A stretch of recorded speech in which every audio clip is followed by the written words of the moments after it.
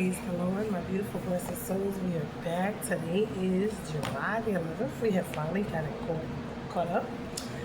And July 11th, we're going to read the word of the day. It says, surrender. We're still in surrendering mood. How do I surrender my life to God? To surrender your life to God, you must put His will above your own. God's will is simply what God wants for you, and this is clearly written in the Bible. Consider everything you plan or do through the filter of the scriptures.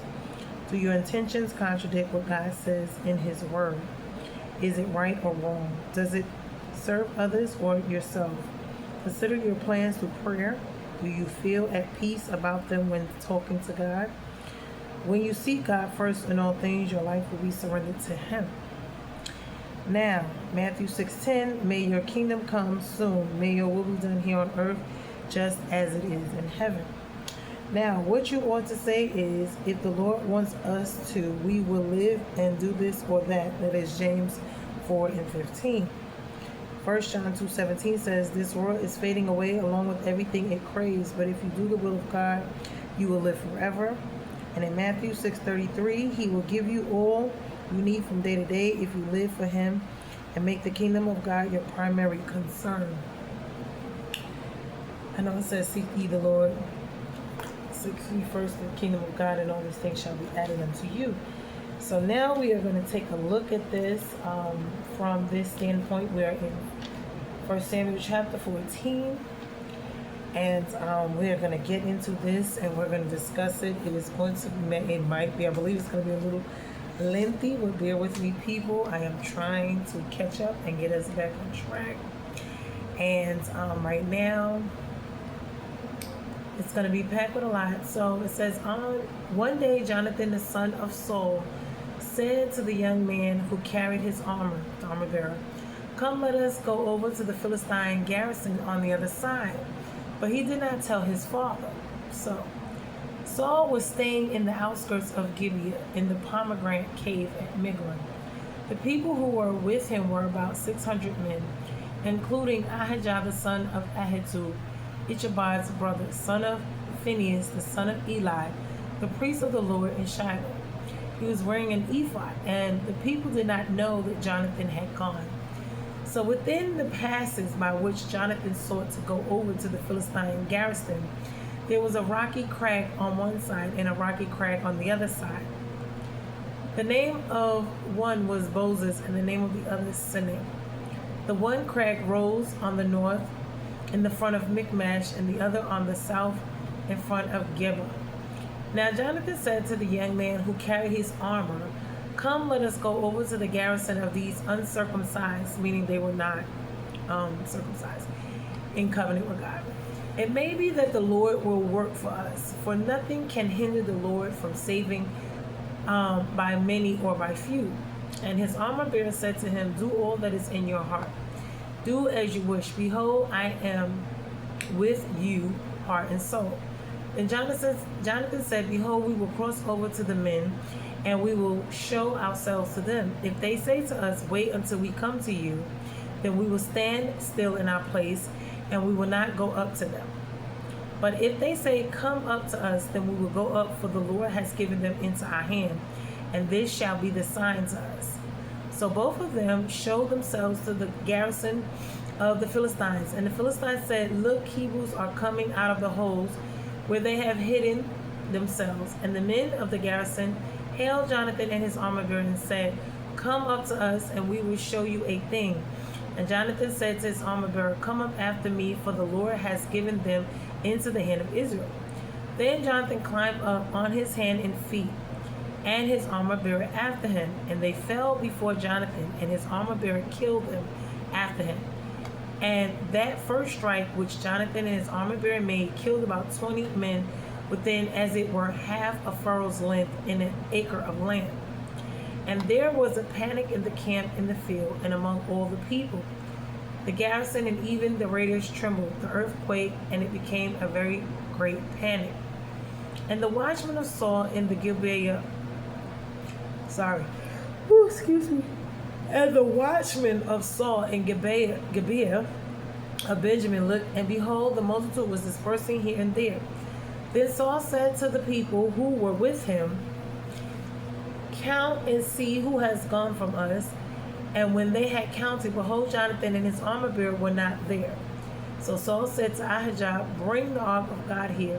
For the ark of God went at that time with the people of Israel. Now while Saul was talking to the priests, the tumult in the camp of the Philistines increased more and more. So Saul said to the priests, withdraw your hand. Then Saul and all the people who were with him rallied and went into the battle. And behold, every Philistine's sword was against his fellow, and there was a very great confusion.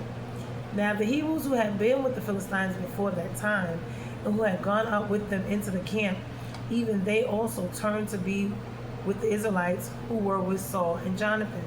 Likewise, when all the men of Israel who had hidden themselves in the hill country of Ephraim heard the Philistines were fleeing, they too followed hard after them in battle. So the Lord saved Israel that day, and the battle passed beyond Beth-haven. And the men of Israel had been hard pressed that day. So Saul had laid on an oath on the people, saying, cursed be the man who eats food until it's evening, and avenge on my enemies. So none of the people had tasted food. Now when all the people came back to the forest, behold, there was honey on the ground. And when the people entered the forest, behold, the honey was dropping. But no one put his hands to his mouth, for the people feared the oath. But Jonathan had not heard his father charge the people with the oath. So he put out the tip of the staff that was in his hand and dipped it in the honeycomb and put his hand to his mouth, and his eyes became bright. Then one of the people said, your father strictly charged the people with an oath, saying, cursed be the man who eats food this day. And the people were faint. Then Jonathan said, my father has troubled the land. See how many eyes have become bright because I tasted a little of his honey. How much better if the people had eaten freely today of the spoil of the enemies that they had found, for now the defeat among the Philistines has not been great. Now when we think about the spoils, eating other people's spoils, that means a symbolic meaning as well, because eating with the enemy, whatever they have been defeated and you are able to eat off of it, that is a blessing in your eyes. But to them it's defeat. So they struck down the Philistines that day from Michmash to Ahijan, and the people were very faint. The people pounced on the spoil and took sheep and oxen and calves and slaughtered them on the ground, and the people ate them with the blood. Now this was a problem. Then they told Saul, behold, the people are sinning against the Lord by eating with the blood. And he said, you have dealt treacherously. Roll a great stone to me here. And Saul said, disperse yourselves among the people and say to them, let every man bring his ox or his sheep and slaughter them here and eat. And do not sin against the Lord by eating with the blood. So every one of the people brought his ox with him that night, and they slaughtered them there. And Saul built an altar to the Lord. It was the first altar that he built to the Lord. Now remember, they're not supposed to eat any type of blood, period. And we're still to this day not supposed to eat any blood of any animal, we're just not supposed to. Then Saul said, let us go down after the Philistines by night and plunder them unto the morning light. Let us not leave a man of them. And they said, do whatever seems good to you. But the priest said, let us draw near to God here. And Saul inquired of God, shall I go down after the Philistines? Will you give them into the hand of Israel? He should ask first. But he did not answer him that day. And Saul said, come here, all you leaders of the people, and know and see how this sin has arisen today. For as the Lord lives, who saves Israel, though it be in Jonathan my son, he shall surely die. Why? Because of the honey situation. But he wasn't there when he made the oath. And I'm trying to figure out what was the reason behind it. But there was not a man among all the people who answered him. Then he said to all Israel, you shall be on one side, and I and Jonathan my son will be on the other side. And the people said to Saul, do what seems good to you. Therefore Saul said, O Lord God of Israel, why have you not answered your servant this day? Is this guilt is in me or in Jonathan my son, O Lord God of Israel? Give Urim, but if this is guilt in your people Israel, give Thummim. Remember, we got to look at that. And Jonathan and Saul were taken, but the people escaped. Then Saul said, cast the lot between me and my son Jonathan, and Jonathan was taken. Then Saul said to Jonathan, "Tell me what you have done." And Jonathan told him, "I tasted a little honey with the tip of the staff that was in my hand. Here I am, I will die." And Saul said, "God do so to me and more also. You shall surely die, Jonathan." Then the people said to Saul, "Shall Jonathan die, who has worked this great salvation in Israel? Far from it, as the Lord lives, there shall not be one hair of his head shall fall to the ground.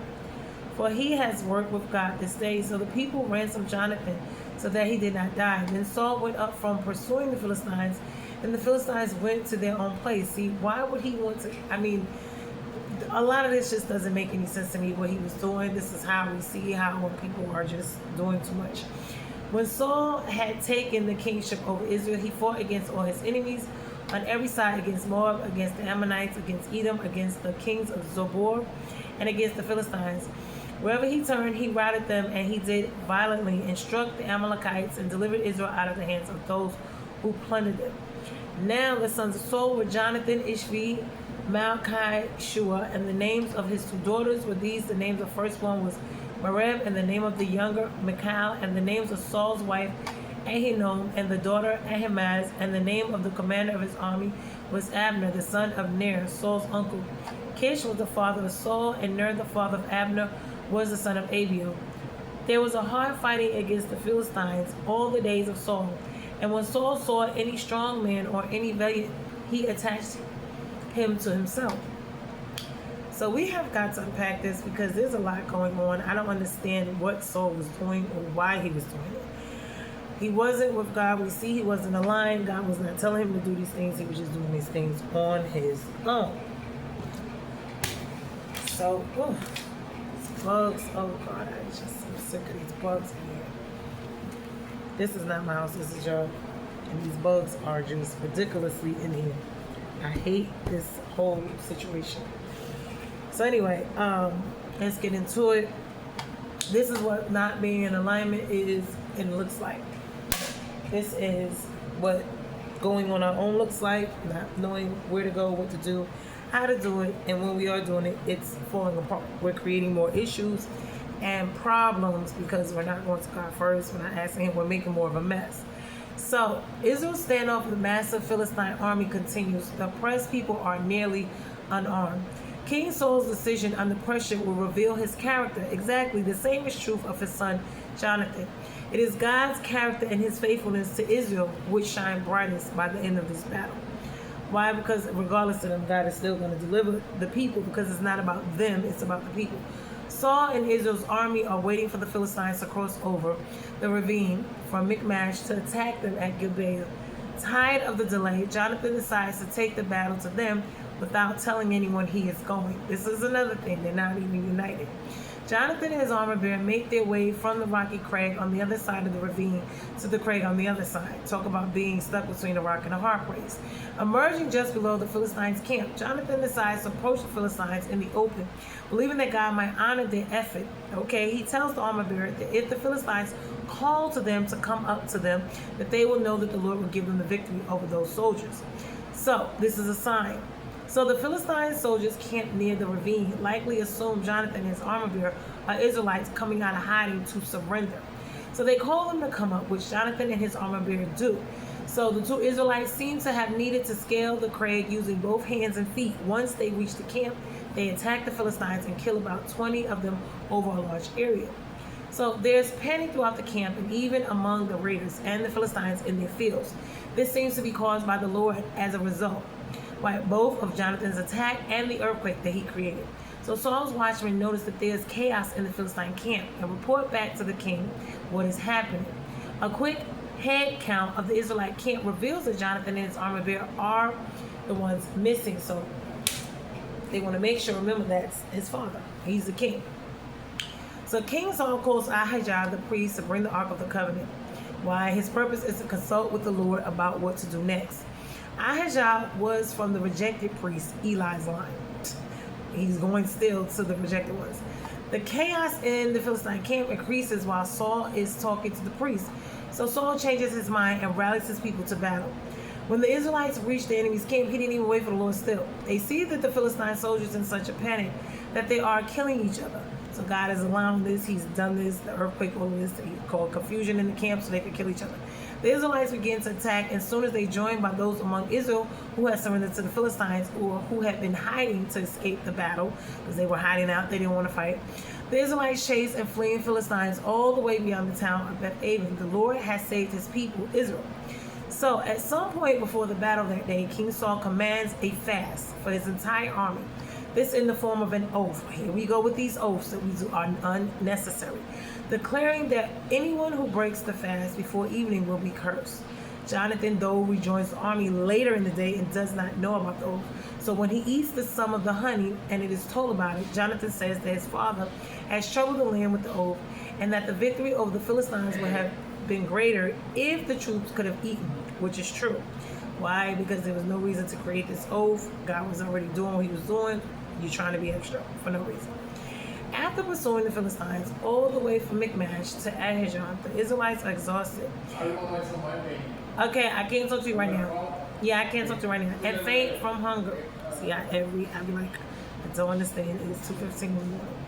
Between the bugs and now this. I don't understand. Every time I try to do After pursuing the Philistines all the way from Michmash to Ahijon, the Israelites are exhausted and faint from hunger. The moment the sun sets and the oath is lifted, they pounce on the captured animals of the Philistines and begin to slaughter them right on the ground instead of following commands of the law to drain the blood before eating the meat. So it's not that they're going to eat it. They didn't eat it properly. They didn't drain the blood. King Saul sets up a large stone and orders the people to bring their animals to him to slaughter and to drain the blood. He also builds an altar to the Lord. So Saul wants to attack the fleeing Philistine army during the night and fully wipe them out. The priest, though, says that they should ask the Lord about it first. Right. When the Lord remains silent, Saul decides someone among the Israelites must be guilty of great sin. Always some sin. He swears by the Lord that this person will be killed, or it's a spirit thing. It's always something. It's never just them. This person will be killed even if it's his own son Jonathan. This is crazy. Lots are cast to reveal who is guilty, and Jonathan is chosen. Why? Because he made the oath and God honored it. Why? Because you shouldn't have made it. Jonathan admits to his father that he ate a little honey, although this happened before he knew about the king's oath. Jonathan agrees to be killed, and Saul says he will do so. But the people protest the execution of the man the God used to save them from the Philistines that day. Why? Because these rules and regs that you didn't have to do. This is not what God wanted. You did this yourself. See how man-made stuff, what they do and what their laws and rules are instead of God's, create issues. They refuse to allow Saul to kill his son, and the king goes home instead of pursuing the Philistines any further. Thank God for those other people. Saul worked as a king is measured in his successful battles with Israel's armies on every side. Though never fully defeats the Philistines, the names of the royal family are listed. The king drafts every strong man he finds into his army. See, he has gotten so wrapped up in winning battles. So what happens here is, we can see this when people prophesy, laying hands, they are so, worked up, and God allows them to be used, so they are forgetting that it is not them themselves, it is God. And then also they're so wrapped up in all this praise and worship. This is why we got to be careful of these prophets, the prophesying, the laying on of hands, the casting out of demons, all of these things, the gifts and talents that God gives us, because although they are meant to help us, at the same token they can hinder if we make them idols, if we worship these people, places and things, and the things and gifts and talents that they're doing. We're not here to worship those things. So this is what happens. So he's so full of himself, the pride and the ego of all the speaking in tongues, all the laying of the hands, all of these things. You can't get caught up into it, because it's not you. It is not about you. It's about God, and it's about what he's doing with the people. So now, we left the host of Israel in a very ill posture. In the close of the foregoing chapter, we saw in them no wisdom, nor strength, nor goodness to give us ground to expect any other than that they should all be cut off by the army of the Philistines. Yet here we find the infinite power which works without means, that the infinite goodness which gives without merit, meaning God, glorified in a happy return to all their affairs, that still saying words may be made good. The Lord will not forsake his people for his great name's sake. In this chapter, we have the host of the Philistines trampled upon and triumphed over by the faith and courage of Jonathan, who, unknown to his father, with his armor bearer only, made a brave attack upon them. Encouraging himself in the Lord, his God, he challenged them, and upon their acceptance of the challenge, charged them with such fury, or rather such faith, that he put them to flight and set them one against another. So not only was God delivering them, he was, using them against each other, their own camp, having confusion and all this other stuff, which gave opportunity, and also the earthquake, to Saul and his forces, which other Israelites to follow the blow and gain victory. So that was the time for Saul to charge in and do, instead of all this other old stuff that he was doing. The host of Israel, troubled and perplexed by the rashness of folly of Saul, who adjourned the people to eat no food tonight. Why would you not have them eat when they're doing battle? That was not the time to fast. You see how man-made rules and their holiness, holier than thou, they're just doing things and not consult God. Brought Jonathan to premature, was temptation to the people when the time of their fast had expired to eat with the blood. Jonathan's error through ignorance, because he didn't know, had like to have been his death. But the people rescued him, really God. In those close we have general account of Saul's exploits and of his family. Okay, so this is where man-made stuff just going all the way left, because they want to be extra, they want to be this, they want to be that, they want to just, that's like going in the line and then pushing you down instead of, if you're going to be slaying this, let God do it. Don't have them take the hand and force you to the ground. This is all this extra man-made crap here. This is the problem with this. They just want to make themselves these great, wonderful, people. And this is the problem with all of this. And we see it in the church. We see it everywhere. Where everyone is just, oh, look at me. I'm so wonderful. I'm so this. I'm so that. This is the problem. Okay. So let me go back. We're going to break all of this down. And I wanted to know about a lot of stuff. So this may take a little while. Bear with me. So 1 Samuel chapter 14, summary and deep meaning. Now, what happened? Samuel chapter 4 records the great victory of Jonathan, son of King Saul, over the Philistines. The chapter contrasts Jonathan's faith and wisdom, why he's consulting God, with Saul's fear, impulsiveness, and poor leadership. God delivers Israel, but Saul's rash oath creates unnecessary suffering and nearly causes Jonathan's death. You see how doing these things you could cause your own children's death. Why? Because this was unnecessary. Once again, doing the extra, the utmost. Right? So Jonathan is consulting with God. Saul is not waiting. He's not consulting. He's not in the right standing with God ever since he did what he did. So he's still leading, but he's poor in leadership. And this is what happened in leadership, whether it's management, whether it's households, whether it's the husbands, whatever it is, this is what happens. And when things start to fall apart, people do not want to take responsibility for their actions. They don't want to take accountability for what they did, their part that they played. Now, that's not to say condemnation, because God can redeem it, but it's to say acknowledge it and be accountable for what your part that you played in it, as a mother, as a head, a leader, a father, whoever, sibling, whatever it is. Take responsibility. Don't blame other people. Blame yourself. Just take it, own it, and let's be done with it. So now, this chapter teaches about faith versus fear, wise leadership versus foolish leadership, trusting God versus relying on human control. This is what this is. All these rules and regs, this religious, ritualistic stuff that is unnecessary and extra a lot of times. Individual courage affecting an entire nation, doing things God didn't even tell you to do. Why? Because you just want to do what you want to do to make yourself look wonderful. The danger of religious activity without true obedience. Okay, what you want to do. Main people in their meanings. Jonathan is natural, meaning Saul's son, brave warrior, initiates attack on the Philistines and the outposts. Spiritual meaning, he represents faith, courage, and trust in God. He has spiritual initiative. The believer who acts on God's promises. Jonathan says there is no restraint to the Lord to save by many or by few. What this reveals the complete faith in God's power. Mentally and emotional application, he has confidence, hope, boldness, faith, positive thinking, rooted in faith with God. Financial application, taking wise faith-filled opportunities, meaning this is what that looks like, not being paralyzed by fear. Saul, in the natural meaning, first king of Israel, military leader, but spiritually, he represents fleshly leadership, fear-based decisions, external religion, pride, control, ego. Saul often acts without seeking God properly or waiting. This is what happens. Mentally and emotionally, the application can represent anxiety, insecurity, impulsive decisions, and the need for control.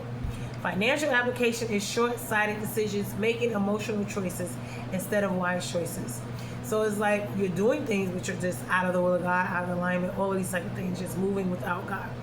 Armor bearer, natural meaning Jonathan's assistant. Spiritually meaning he represents loyalty, spiritual agreement, and faith partnerships. This is hard to find people like this. This is what you need. You need to be this way with God, and you need to have people in your life like this. Church application, faithful helpers who supports God's work. Ahijah, the priest. Natural meaning priest serving with Saul. Spiritual meaning represents religious structures. This is what this is about. Seeking God through established means shows the difference between religious formality and genuine faith. Why? Because we have this structure, you have to do it this way, when you don't necessarily have to. God does not always require us to do things this way or that way. No, we have to start moving with God because he's doing new and different things. Places and their meanings. Gibeah, Saul's location. Spiritual meaning, he represents human government. What that means, what we see going on today. They're working outside of God, outside of what is what they want.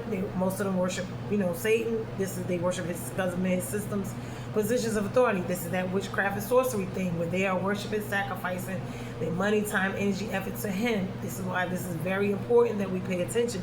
A lot of people take witchcraft and sorcery to mean simple things. These things are very important, they're meaningful, and they can be very life and detrimental. You need to stop playing with this. You do not know enough about it to be dabbling in these things. I promise you, the people who really know about it will tell you to leave this type of stuff alone. You will not prosper and help yourself, especially if you're trying to go out and do things to other people, especially if you don't even know who these people are. These could be godly people, and in order for you to do these things, this could actually bring curses upon yourself, backfire on you. Whatever it is you're trying to do, you will reap more than what you have sown. This is what this is about. So when you're thinking and laughing and joking and thinking about going out and you're going to do witchcraft and sorcery on other people, you're taking this lightly and you're thinking you don't know what's going on with these people, places, and things. You don't know who God has his hands on. On top of that, you yourself, because you're entering into covenant with this, you're allowing Satan to have access to your own life to come and create havoc. So while you think you're digging a ditch for someone else, you're going to find yourself in it.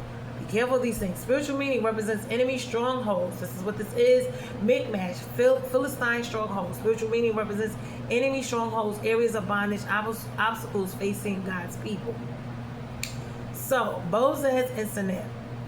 Now, when we talk about strongholds, these are bondages, areas of bondage, obstacles facing God's people, and it could be facing these other people. Whatever this is about. Right? It could be physical strongholds in your life, why you can't prosper, why you can't move forward, why nothing in your life is working, why you see, babies dying or stillbirths, or folks, getting pregnant and premature. All of these things, God, these things are tied to this type of stuff.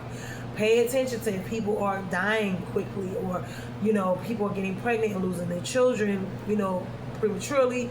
If they're aborting, if they're, find themselves sick, all these type of things. So while you're out here and you're playing around and dabbling in these things, you're taking it very lightly. People up here promoting these type of things, and they're making it seem like it's so light. Please don't do that. And the people who are experienced in it, they're sitting back laughing because they're just waiting for you to step on in there, and then they're going to go ahead and destroy you. They're going to go ahead and show you what this life of witchcraft and sorcery is all about. And I promise you, you're not going to be able to handle it. And the people who are dabbling, who really think they know and they don't, trust me, them people over there in these countries who really know will tell you, do not play with this stuff. And they never tell you everything. There's no honor amongst thieves. In the spiritual realm, especially in the world, in the kingdom of darkness, these people are using these things. They have no loyalty. They do not to themselves, other people. It's a constant battle of, power. Everyone wants it. They want to move up in rank. So when you look, they will sacrifice you. They will sacrifice your children. They will have accidents, all these type of things happening, and you don't understand bloodshed and people dying, and it's because you're doing stuff that you have no business doing. This is what this is about. People are not paying attention to it. They're taking it lightly. Stop doing that. Bozez and Seneh, I can tell you that. You do what you want to do with it. You can like it, you can not. Listen, I'm trying to help you. If you don't, go ahead. You'll find out from yourself the hard way. I can't force you, make you believe and do what you want to do. Bozez and Seneh, two sharp cliffs Jonathan climbs between you. Spiritual meaning, the rock and the hard place, represent difficulties, tests, and seemingly impossible situations. Every major victory often requires crossing spiritual cliffs, so you will find yourself in a rock and a hard place in between those. That's what that represents. Groups and nations. Israel, natural meaning God's covenant people. Spiritual meaning represents believers, God's family, God's people, in every generation. Now, Philistines, natural meaning, Israel's longtime enemies. This represents worldly systems that oppose God and his people. Demonic opposition, exploitation, and oppression. what that means, slavery, being black, not being able to move forward, certain things that are just here, whether you're black or not, that are just in opposition of you and your life, just like work. They have these systems of your jobs to where they don't care about your family. They don't care why you're here to work. They don't care if you're sick. They don't care. They will let you go. They won't give you raises. Just like you see how the cost of rent goes up, but then it's hard to get a raise. This is what this is all about. You see what I'm saying? Whether it's you can go get plastic surgery, but you can't get a liver transplant. It's easy for them to give these transgenders these surgeries for free, but then when it's time for some real sickness and diseases and you need funds, you can't get it. This is what that looks like. So when we're sitting here playing with these things, this is what you're doing to yourself and to your people. This is what you're in support of, because this is the system. So when you're working with witchcraft, so you're supporting those systems. You're in what they call it, covenant with those systems. So you support that. So if your parent gets sick and they can't get the coverage or help they need, or if your brother goes to jail and something happens and this is what you're supporting, because you're worshiping these demonic forces. You're in cahoots, you're in covenant with them, with your money, your time, your energy, your efforts, whatever it is. You're giving them the money, you're practicing, you're in covenant. That means you like this, you want this, whether you realize it or not. Spiritual meaning represents worldly system opposing God, demonic opposition, persistent temptations to go do whatever it is you want to do. Enemies in the natural and the spiritual. Natural enemies, the Philistine army occupying territory, meaning you trying to move and do stuff, but there's always obstacles. There's, you can't move in this area because KKK, or you can't, move in that area. They won't give you the loan for the business, but they give you the loan, to go in debt for school. This is what these things look like. Your credit can't never be built, but they'll loan you all this money and then turn around and tell you, you got to pay it back with interest, and trick you. And this is what this look like. Occupying territory, threatening Israel, and creating fear. That's what oppression and exploitation looks like. Spiritual enemies, fear. Many Israelites hid in cave. This represents anxiety, discouragement, defeat mentality. Now, we all get to a point where sometimes this is where we are. Unbelief, people doubting God's ability or his timing. Pride, seen in Saul's leadership style. Religious legalism, Saul's foolish oath. This is what these things look like. I'm going to fast and pray for X, Y, and Z, but then yet you're still doing all these other things. You're practicing witchcraft and thinking God's going to help that. Or you're still living in sin, meaning you're shacked up, but you want a husband, but then you want God. This is what all this looks like. So just pay attention. The rash oath. Saul declares, cursed is any man who eats the food before evening. Now, natural effect, the soldiers become weak and exhausted. Why? Because if you're in battle, naturally you would need to be eating. Why? Because there will be no need for you to fast now. Why you need your strength. This is why I don't even understand. Army weakened and military effectiveness reduced. This is why being in the world and having an earthly mindset is wonderful. But if you're here and you cannot be effective in the earth because you are so heavenly minded that you're no earthly good, that does not help the situation. You still need to be able to work things out here. This is why God comes to let you know, because it's going to be in the natural realm. You're going to see the spiritual things manifest. Spiritual meaning represents legalism. That's all the religious stuff and human-made rules, exactly. Burdens that are not commanded by God, meaning these are the burdens man puts on us to work 40 hours, to do this, to do that. This is what that system looked like. This is not the system of God. So that's what that is. Church meaning rules that suppress people, they drain your joy and replace God's grace. This is what that looks like too. Everything is a curse. Everything's a spiritual thing. It's not you in your mind doing certain things. This is what that's about. Some things are in the spirit. Some things are curses, but not everything. Some things are just your choices. Some things are just you making the wrong decision, not being in line with God, and not asking God, not conforming with God, not being obedient. This is what this is. Honey in the forest. Jonathan eats honey. Natural meaning food providing strength. While he was in battle, he needed to eat. For his father to bring that about, to curse him, there was no need for it. Not even knowing, but his son is at battle. Why wouldn't you be thinking that you're doing these type of things? They may want to eat, they may be thirsty. That was crazy. Spiritual meaning, honey often symbolizes God's word, God's wisdom, spiritual refreshment, and blessing. So this is what the honey symbolizes. This is when he ate it, that's what he got. That's why Jonathan's eyes brighten after eating. This suggests truth brings clarity, God's provision renews strength. Why? Because he needed it. So even though his father put about that oath, God still replenished him. So now, families. Jonathan and Saul represents a common family pattern. Saul is fearful leadership. Jonathan is faithful leadership. Shows how children may choose different paths from their parents.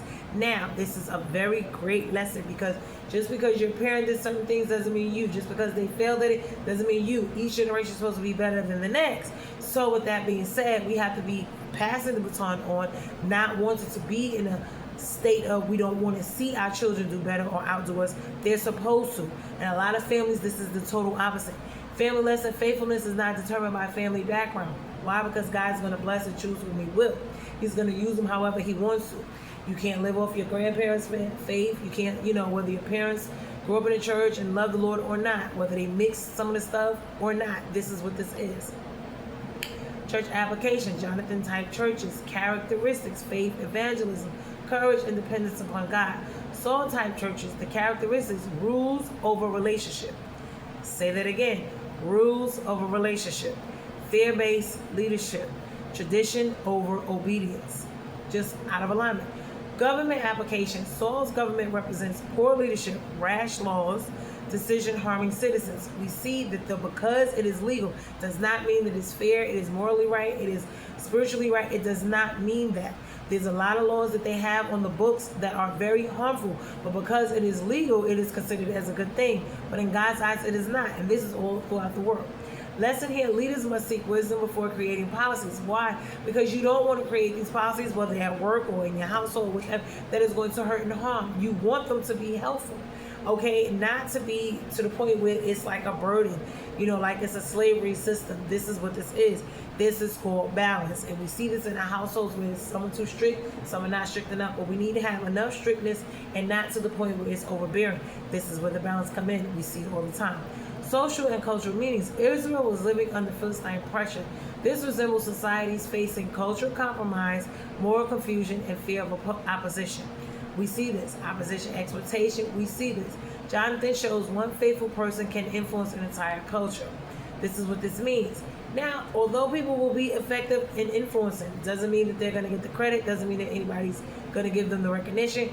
It doesn't mean that either, because a lot of times there's a lot of people who are very much so effective out here, but they never get the credit. They never get it because it's always someone else comes along and takes it and runs with it that's more popular, and then they would just run along with them.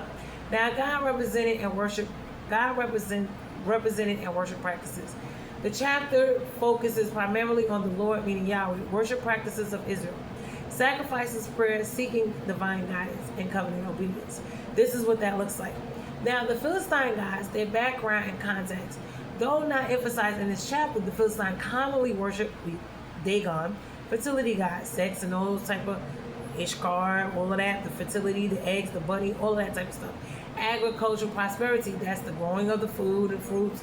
And why? Because that was the way they had their money. It still is. Why? Because you have to eat. You have to have food. Foul influences in the religion, that's storm and fertility worship, meaning the storms, meaning that will either help create crops or destroy them. That's what that's all about. And fertility, of course, is the sexual worship and practices. Practices include idolatry and ritual offerings, agriculture, fertility rites. Remember, because even with the birds and the bees, it is all about fertility. It is about, them inbreeding, them being able to produce, seeds being able to be sown and grown. That's even with plants, flowers, all of this stuff. Why? Because birds and bees, they also have asexual reproduction in order to create more food, more whatever. Hold on 1 second.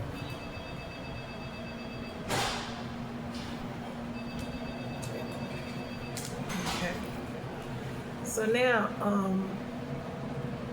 and this is why they were sacrificing, even back then, to the fertility gods to create, more food, more wealth, more whatever. This is what this is about. So they would go about having sex and doing these rituals in hopes that these gods will bless them and give them more money, more power, more whatever. The do's and don'ts. Jonathan's example: trust God, act courageously, step out in faith, encourage others, depend on God rather than numbers and people, and seek victory for God's glory. So this is what this is. The don'ts. Saul's example: make rash promises or oaths, lead from fear, create unnecessary burdens or oaths and all these other things. Put tradition above obedience, Use religious activity to hide disobedience. Let pride guide your decisions. And this is ego as well. So the difference and similarities in Jonathan versus Saul. Jonathan had faith, wisdom. He trusts God. He brings victory. He strengthens the people. Now Saul, on the other hand, has fear, impulsiveness. He trusts himself. He creates more problems than helping, and he weakens the people. This, we see a lot of this. Self-destruction, self-sabotage. You think you're doing helping and you're not. You're actually creating more of a destruction than you are of a help. That's a problem. Israel versus the Philistine. Israel is a covenant people. They worship Yahweh. They're supposed to.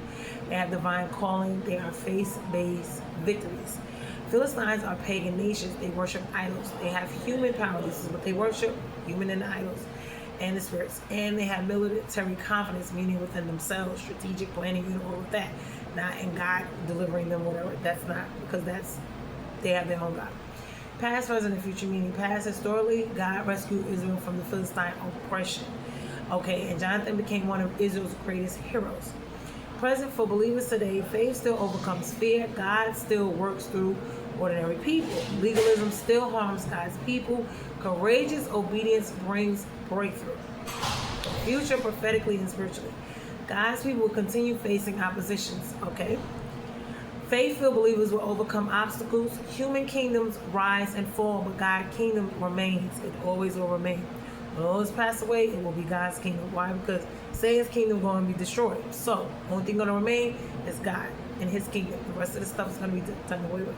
God ultimately rewards trust and obedience. Now, the key spiritual message of 1 Samuel 14, the central lesson is this.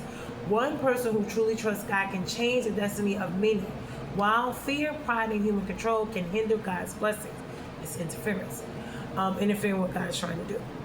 Why are you doing it on your own? Jonathan demonstrates faith that brings victory. Saul demonstrates leadership that relies on human effort and creates unnecessary burdens. This is what this is about. The chapter calls individuals, families, churches, and governments to trust God's wisdom rather than fear, legalism, and or self-reliance. So that makes a lot of sense.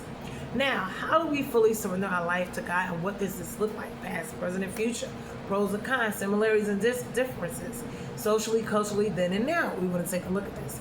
So, 1 Samuel 14, full surrender to God. What does look like? A major theme of 1 Samuel is that 14 is that Jonathan was surrendered to God while Saul was only partially. We can see this. This happens. Why? Because sometimes he's not delivering in certain areas. Now, both were part of God's people, but they approach God very differently. This is what this looks like. What does full surrender to God look like? Jonathan's example was Jonathan demonstrated surrender through trust. He trusted and he believed in God no matter what. That was whether his life was going great, whether it was not, whether this is what this is. There's no restraint to the Lord to save by many or by few. Obedience, he moved forward in faith rather than waiting for perfect circumstances. Okay, so that means waiting for everything to fall in place. A lot of times things are not going to be always in place. You're going to have to move irregardless of that. That's what faith is all about. Faith without works is dead. Humility, he did not seek personal glory. This is another thing, because the ones who are always pride and ego and glory seeking, it'll always be about them. They're putting on performances and shows, entertainment. Why? Because they want to be praised and worshiped. They want people to like them, love them. They want people to praise and worship them. It's not about them. It's about God and his people. So you're just the vessel he's using.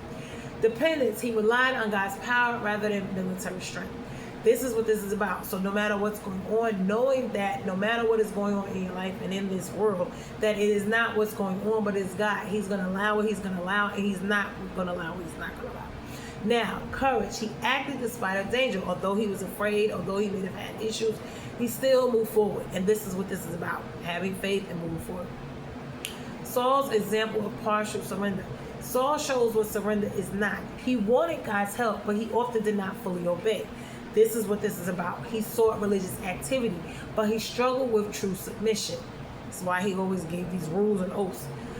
He feared people more than he feared disappointing God. And this is another thing, because people will come at you. They will do all of this stuff. Why? Because they want you to get on their side, to be with them instead of with God. And you can't do that. A lot of people are not going to like you. You're going to have a lot of issues and problems, because what you say and do is going to disrupt them in their way of thinking, in their way of life. And that is what Christ came to do. He didn't come to, he came to show what's what and who's who and what's what. And this is what's going to cause controversy. This is why everywhere he went, Jesus went, there was controversy. He controlled instead of trusting. So having control looks like wanting to do everything yourself.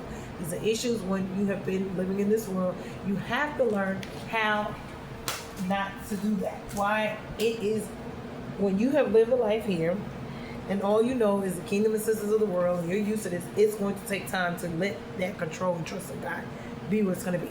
I'm going to tell you that. Now, how to fully surrender your life to God, your mind. Give God your thoughts, your opinions, your plans, and your dreams.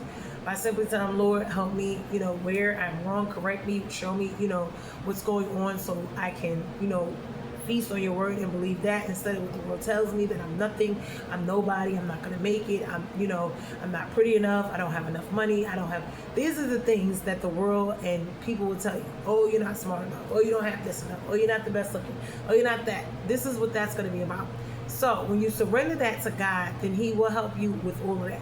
Ask the Lord what it is that he wanted from you, what he wants you to do instead of what it is that you want. You can give your stuff to him and then ask him what is it, because some of the things he will allow you to do and some of the things he won't. But it may not be exactly the way you want it. It will be his spin on it because it's about him creating the path for you and not you creating your own path.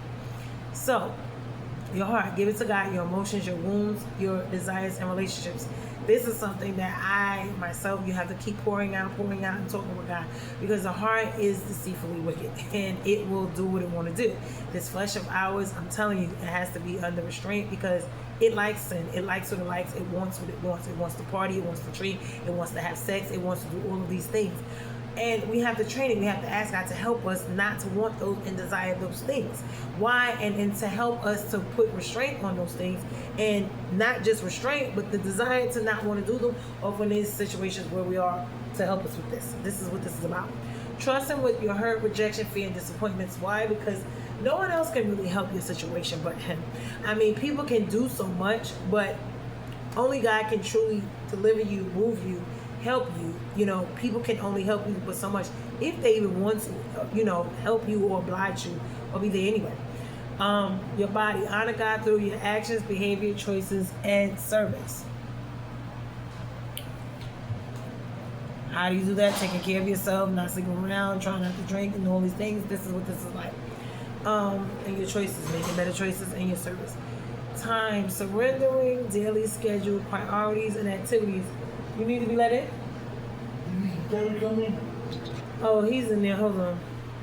Can you come to the front and let in 510 for me?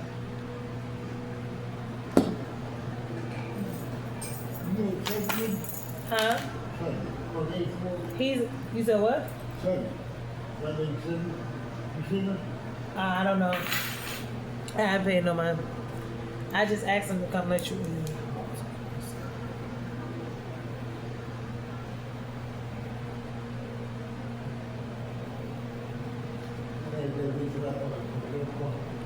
Hold on, I am. Diallo, come in. Diallo, come in. Can you come key in 510 for me? Diallo, come in. Okay, so.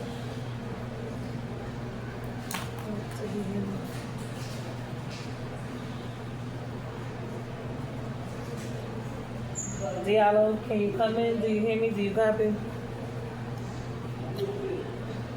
I know, he's in there. Give me 1 second. I gotta go get him. I don't know why he's not answering his radio. Okay. He's coming now. Copy. He coming. Yeah, he coming now, okay?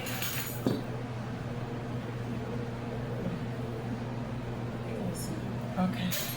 1 second, I apologize for that. So now, in your body, you honor God through actions, behavior, choices, and service. Now with your time, surrendering your daily schedule, priorities, and activities. This is taking the time out to actually have, time to meet with God, talk to God, all these type of things. Now, people think you have to always be praying on your knees. You can pray walking and talking with God at work, wherever you are in your car, because sometimes this is what we have to do. Not having the actual time to be at home and do that, you have to set times for that. But you can pray for God, pray and talk to God wherever you are. I tell you, take God wherever you are, just like anything else. That's the best thing to do. So, time, surrender, daily schedule, priorities, and activities. Your finances, surrender your income, your spending, your possessions, your career decisions. Trust God as your provider. This is what this is about, whether it's your business, how you spend your money, how you steward your money, your possessions themselves, this is what this looks like. Trust God to be your provider. Your future, give him your marriage, your family, your career, your calling, your retirement, and your legacy.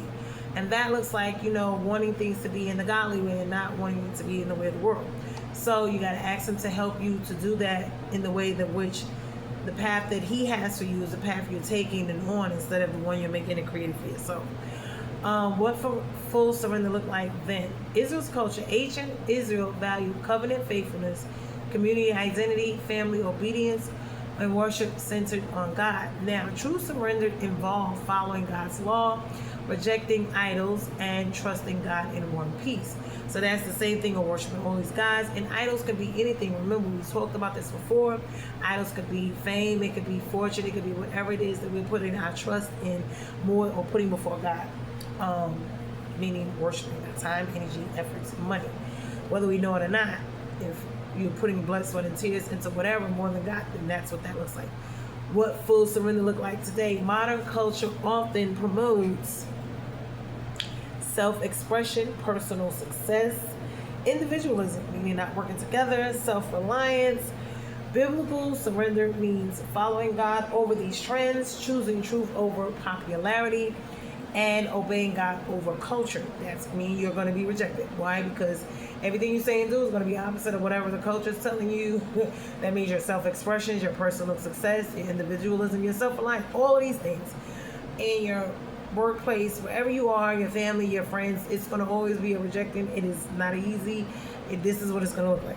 You're going to always be in opposition, issues, problems, whether it's in the natural, spiritual. Why? Because you're going to be offending people because they don't like you, they don't like the way you move, they don't like your spirit, whatever reason it is. This is what whether you did something to them or not, this is what that is going to look like.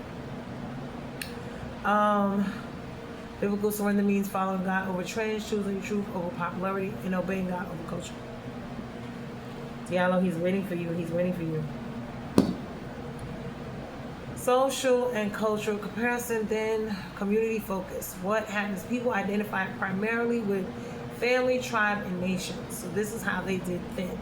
Now, the main temptation was idolatry through Baal worship. It was also through Dagon worship and pagan practices. Remember, this is anything that is not of God, anything that he tells us not to be doing. So, when we're looking at this is what witchcraft and sorcery is. We laugh and joke, but that's not nothing to play with.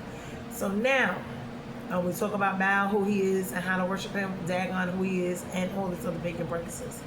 Pagan practices is anything that is outside of the will of what God tells us to do.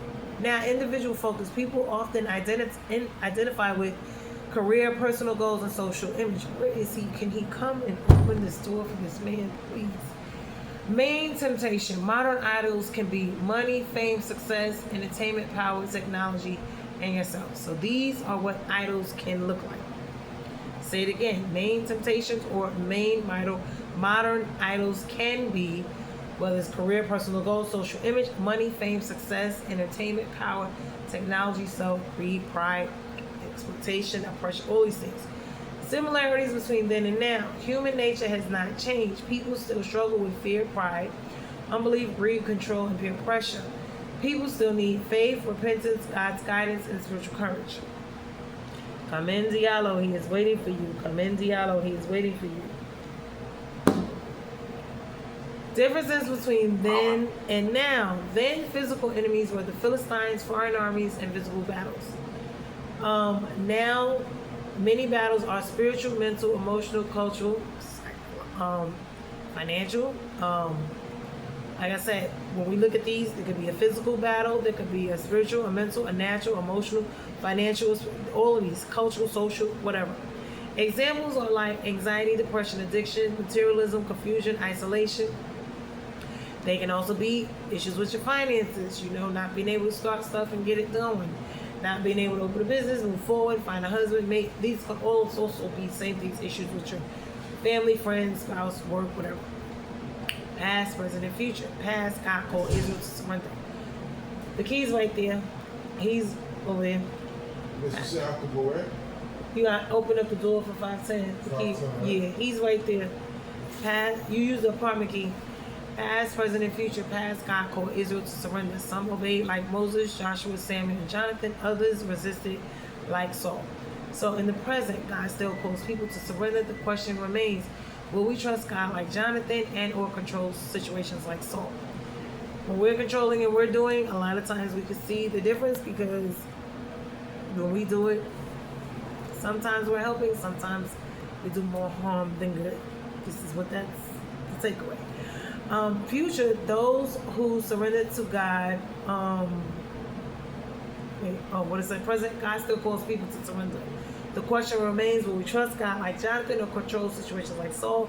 Future, those who surrender to God leave a lasting legacy. Their influence extends to children, grandchildren, churches, communities, and nations. Jonathan, faith still teaches people thousands of years later.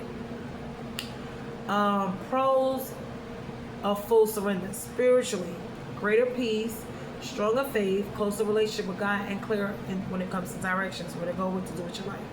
So that are the spiritual pros of full surrender. Mental full surrender, the pros, is less anxiety, more confidence, and greater purpose. Emotionally, it is healing, stability, and hope. Financially, is a better way of stewardship, less greed, and greater contentment. Family, stronger relationships, better examples for your children and others. Challenges, the cost of full surrender. Jesus taught that surrender has a cost. You may experience, this is what we're talking about: opposition, misunderstanding, waiting seasons, sacrifice, spiritual warfare. This is what the cost of full surrender is going to cost you. So when you see people struggling in their walk and going through changes in life, and they're not where you are, a lot of it has to do with that. It's not necessarily all the time that they're living in sin or they're doing something wrong. A lot of times it's just that this is their season, this is their testing, this is their, trial and testing and teaching seasons. But God is teaching them for whatever it is He's calling them to do. A lot of people say, oh, they're sinning. Not all the time. Sometimes they are, not all the time. Spiritual enemies to surrender. Oh, Jonathan faced danger before victory.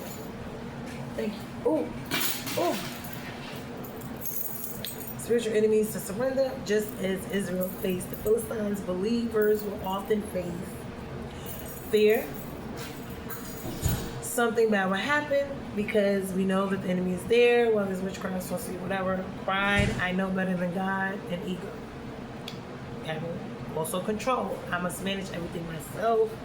Will be that's what that will look like. Unbelief, God won't come through, or waiting on Him to come through and being angry and all this, because that's what happens to Him, and being impatient, wanting to move before Him. Bitterness, refusing to forgive, and anger, and greed, and trusting money more than God. So these is what this will look like when it comes to spiritual enemies, meaning to surrender. So this is what believers are going to face. So when you see people going through their walk and their comparison, meaning other people, well, they're walking with God, but their life looks terrible. That's not always the case. Naturally, you may be winning. Spiritually, you may be going straight to hell. So please understand that. So your life here may be wonderful, but when you leave here, your soul will be going straight to hell.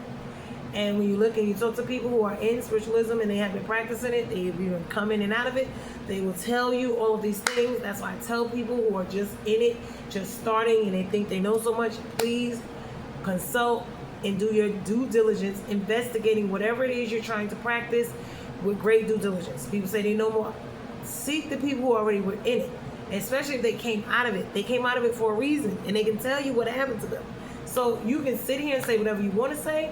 If you haven't gotten to those levels where they were in that type of stuff, you don't know what you think you know. That's just that. I'm going to leave that at that. The great contrast in 1 Samuel 14. Jonathan, faith over fear, trust over control, courage over comfort, God-centered thinking. So this is where Jonathan is here. Faith over fear, trust over control, because I know you can't have trust and control. You got to trust Him that He's going to be in control. You can't have trust and control. Courage over comfort, meaning being courageous may look like you being uncomfortable for some time, your situation not changing, things not moving until the time comes, and this is very frustrating. It's very stressful. I'm telling you, when calamities come and it's piling, and you're working, trying to do the right thing, you see everyone else is doing this, and they're looking at you and they're mocking, it becomes an issue. I'm telling you, it is not easy to stand with the Lord, but it's something you have to do. God-centered thinking. Think about the Lord and what all is going to, when he does deliver you, think about whatever he's producing in you at the time. This is hard sometimes. It's not going to be easy, but this is what we have to do. Saul, fear over faith. He had fear. He did not have faith. And you can have fear, but you still can walk in it. You see what I'm saying? Control over trust, meaning wanting to control every situation, which is hard. A lot of us have these issues. Instead of trusting God to handle it, us saying we're going to handle it ourselves. Appearance over obedience, meaning what it looked like. We don't want to look terrible. We don't look bad. We don't want to look like we're lacking or slacking to people. We don't want to look like we're being defeated. This is, part of ego is appearance. Why? Over obedience, meaning staying where you are and doing where it is you're supposed to be doing, what God called you, instead of trying to make yourself look bigger and better. Why? Because in due season, in due time, you will reap. Self-centered leadership, meaning it's all about you. It's all about what you want, when you want it, how you want it. It's not about others. It's not about God. It's not about what he called you to do. It's all about putting on these shows and performances, getting the praise and all this honor for yourself instead of giving it to God and allowing God to have it. You want it for yourself. This is what that looked like, and that's pride and ego. So when God Satan kicked out of heaven. Final lesson, 1 Samuel 14, teaches that true victory comes when people fully surrender to God. Jonathan's life shows what surrenders look like. Trusting God, obeying God, stepping out in faith, and leaving the results in God's hands. Saul's life warns that partial surrender, fear, pride, and ego, and trying to control outcomes can hinder God's blessings, whether in families, churches, workplaces, communities, and or governments. God's patterns remain the same. Surrender leads to spiritual strength, while self-reliance leads to weakness. Okay. So, I am hoping that this word was a blessing to you. I have wanted to dig further and deeper into it. I think I might have been too long and too far into it. I always tell people, I am not your source. I am just here to help you, guide you into the directions that you need to go in order for you to get the assistance that you need, some answers to maybe some questions and issues you may be having. Like I said, when we look at Saul, we look at what he was doing, we see a lot of this with the religious practices, people telling you to do this, do that, go wash your hands and do this, and here's all of this anointing oil, and go do this with it. And listen, these are man things, these are not God things. Anointing oil is something that God uses, but it's not going to be some, I'm going to send you anointing oil that you're going to be so blessed, you got to pay for it. Or I'm going to send you this water and it's going to be blessed and you're going to just get blessings. This is not, you got to sow all this seed money and it's going to be X amount. And this is not, these are man-made things, and they are man-made, Satan-made to get you to do what they want you to do, to use your money. Because remember, when you are subscribing to these people, when you are going along with these people, and I tell people this, why? Because I'm not going to go along to get along and subscribe and go along with you and what you have, promoting you and your business and the kingdom and systems of Lucifer, Satan, the devil, and darkness. Why? Because I'm not on that end. I'm on this end with the Lord. So I'm not going to be preaching and teaching about this, and then you're telling me to come over there and promote what you got going on. That's not the way that's going to work. I'm not going to promote that. Why? Because I don't stand for that. So why would you even put me in that position? So let's just do what we're doing. I'm going to be over here doing what I'm doing, and you could be over here doing what you're doing, and that's fine. But don't expect me to come on here and be like, I'm going to promote this, and it's yoga, and it's Pilates, and it's, tarot card reading, and it's witchcraft and sorcery, and voodoo, and hoodoo, and all these gods and goddesses, and all. I'm not into any of that. That specifically, we already discussed what all of that is. I've been discussing it, talking about it all of this time. The charms, the this, the that, the bracelets, all these things that folks are involved in. The light witches, the white ones, the white witches, the ones that do good. No, the reading of the palms, all of those things, the zodiac signs, all of these things. There's witchcraft and sorcery attached, including these holidays. We have been talking about that as well.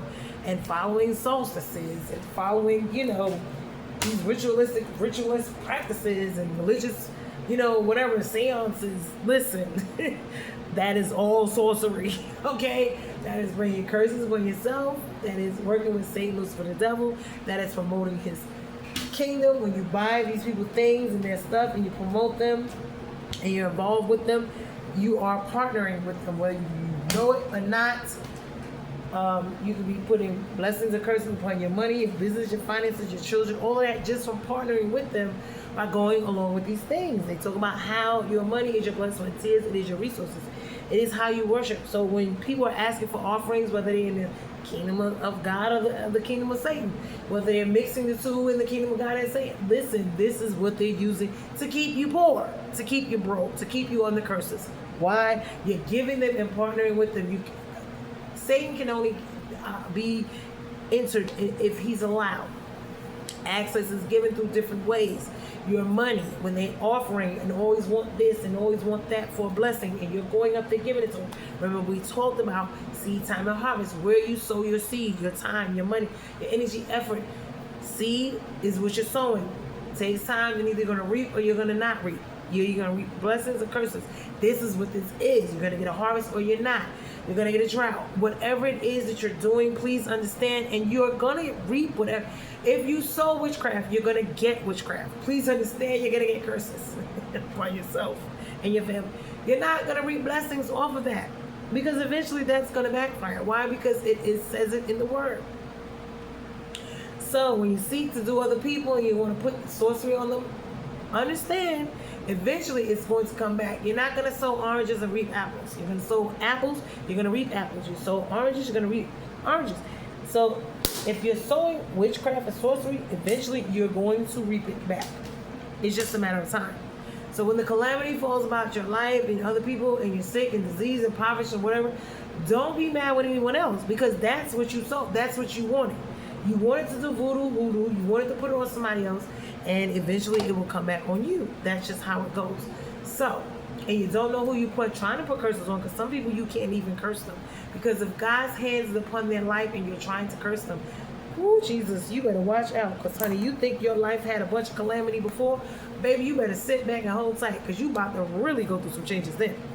One, God's not going to allow it, and two, he's going to deal with you for doing it. This is why I try to deal with people the way I do. I don't want to be trying to do the get back so God can whoop me in the end. I leave them in God's hand and go on by my business, because, listen, this is what we're supposed to be doing. So, I hope that this word was a blessing to you guys. Like I said, you know, I'm not here to condemn, throw you in hell. I can't do that. The rules and the regs. It's for all of us here.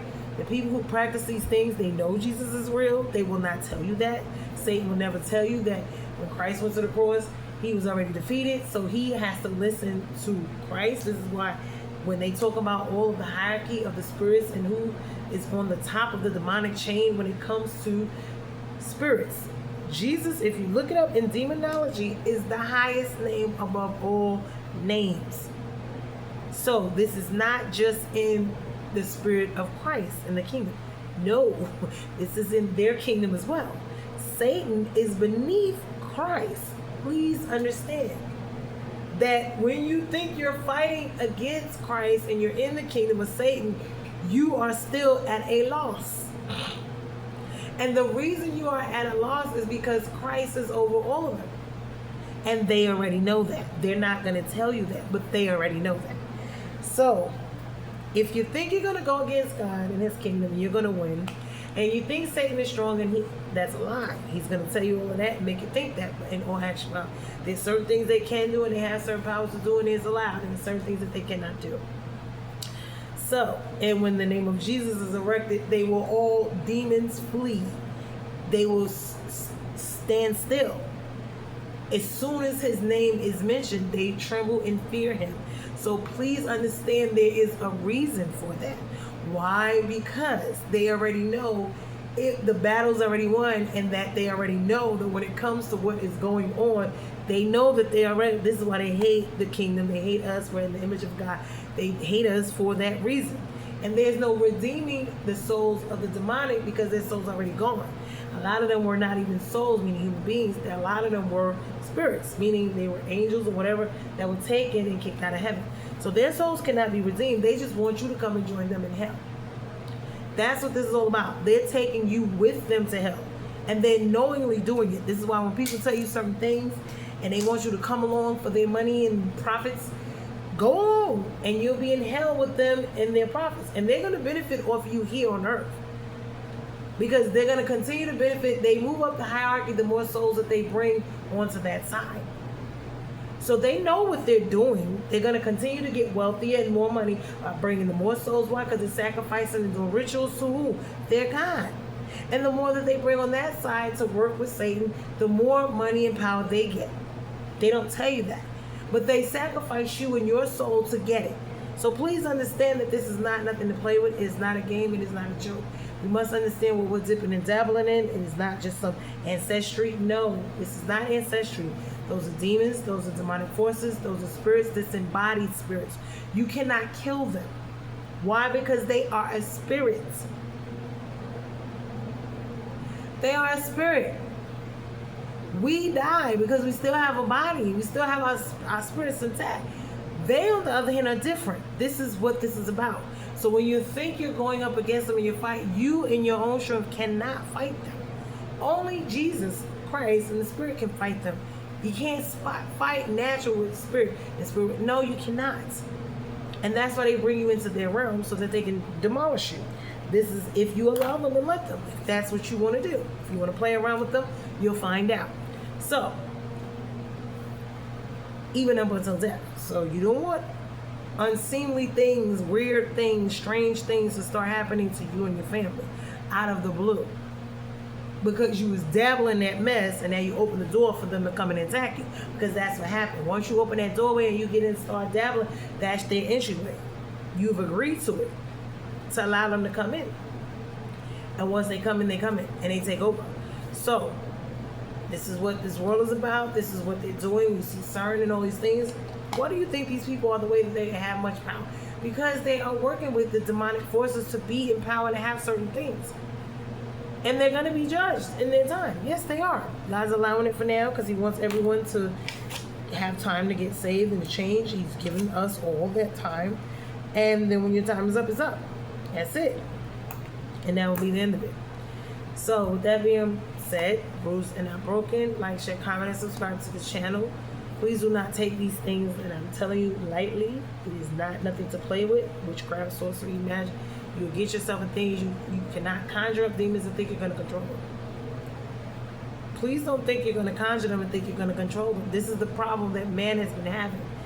And this is why they keep having to bend and sacrifice to them unless they come out of it. Why? Because they cannot control them.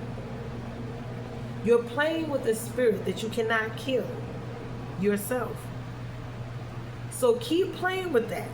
And you're going to see how that's going to go for you. And it's not going to be well for you. Because, see, they know that they have the upper hand when it comes to certain things. And if you're not working with Jesus, then you can forget about it. Because that's the only one that's going to be able to save you. I can't come save you. Only one has the power to do so is the Holy Spirit and Jesus Christ. That's the only ones. So, with that being said, like, share, comment, and subscribe to the channel. Bruised and not broken. Like I said, this is not something to play with. People take it very like, oh, you don't know. Keep playing with it. One of these days, you're going to mess around and you're going to find out what's real and true for yourself. I just hope it's not too late and it don't take your life or the life of the loved ones that you love, or people, or do stuff to people that you love in your life. That's what the dangers are of dealing with this type of stuff. So pay attention. Love you all much. Like, share, comment, subscribe to the channel. Bruised and not broken. My Cash App and stuff is in the bio link. If you'd like to be a blessing to me and my channel, you can be. If not, then so be it. God is my provider. And I will continue to trust in him to provide and protect me all the days of my life. And I hope that you will do the same. So, try to do whatever you want to do to me, you will fail. Try to cast spells, you will fail. You might find yourself with some archangels knocking at your door telling you not to mess around like that with me. That's what you might find out. So, you might reap curses upon yourself and your family. Stop playing with this stuff. In Jesus' name, I'm telling you this with love, okay? I don't go around doing this stuff. I don't go around promoting it. I'm not with none of it. Why? Because I know what it can do. We see when these people talk about these things that are going on, and even in the scriptures itself, you know, people who have come out of it for those same reasons. They themselves are at the brink of being killed by their own people that they were practicing it with. Pay attention. It is not fun and games. Okay? Love you much. Rules are not broken. To the next one. Be blessed.